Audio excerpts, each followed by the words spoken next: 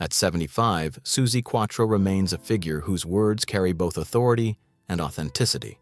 Known for her fearless stage presence and trailblazing role in rock music, she has never been one to chase attention through personal revelations. That's what made her recent reflections on Chris Norman feel so genuine. Rather than a dramatic reveal, her comments came across as thoughtful and grounded, shaped by decades of experience in the music industry. There was no attempt to rewrite history or exaggerate the past. Instead, she spoke with clarity about a collaboration that meant something real to her. It felt less like a headline and more like a conversation. One artist looking back on a meaningful connection. In doing so, she reminded listeners that not every important story needs embellishment. Sometimes honesty is enough, especially when it comes from someone who has spent a lifetime earning respect through her work rather than her words.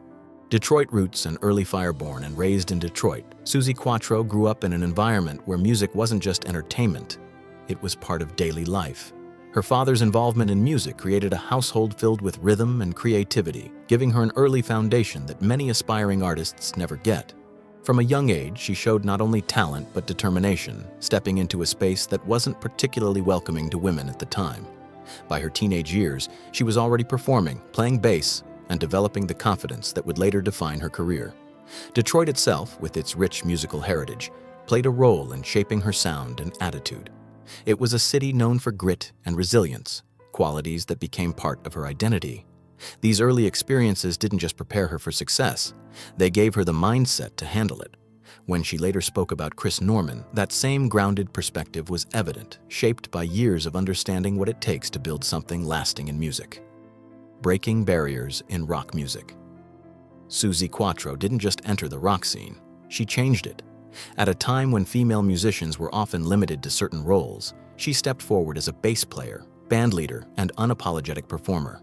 Her leather-clad image wasn't just a style choice, it was a statement.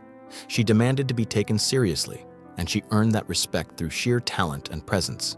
Songs like Can the Can introduced audiences to a new kind of rock star, one who refused to fit into expectations. Her success wasn't handed to her, it was built through persistence and a willingness to challenge norms. This history of breaking barriers gave her a unique perspective on collaboration. She understood the importance of mutual respect in creative partnerships, something she later highlighted when discussing Chris Norman. For Quatro, success was never about overshadowing others. It was about creating something authentic, whether alone or alongside another artist. A career beyond the stage.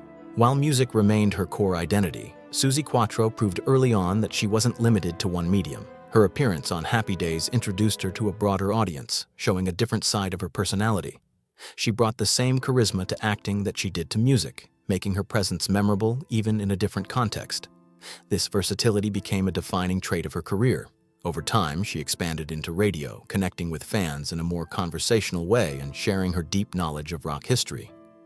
These experiences added layers to her understanding of the industry and the people within it. When she spoke about Chris Norman, it wasn't just from the perspective of a singer recalling a duet. It came from someone who had seen multiple sides of entertainment, performance, storytelling, and collaboration. That broader view made her reflections feel richer and more complete, grounded in real experience rather than nostalgia alone. The song that changed everything. In 1978, Suzi Quatro and Chris Norman came together for a duet that neither of them expected to become a defining moment in their careers. Stumblin'in was, at first, just another project. There was no grand expectation, no pressure to create something iconic. Yet the song struck a chord with listeners around the world, climbing charts and becoming a lasting favorite. Its appeal lay in its simplicity, a genuine connection between two voices that complemented each other perfectly. When Quatro looks back on it now, she emphasizes how unpredictable success can be. You can plan, rehearse, and perfect every detail, but sometimes the magic comes from something more natural. That's how she describes the recording process with Norman: effortless, unforced, and genuine. It's a reminder that some of the most enduring pieces of music come from moments where everything simply clicks without overthinking or expectation. A partnership built on ease.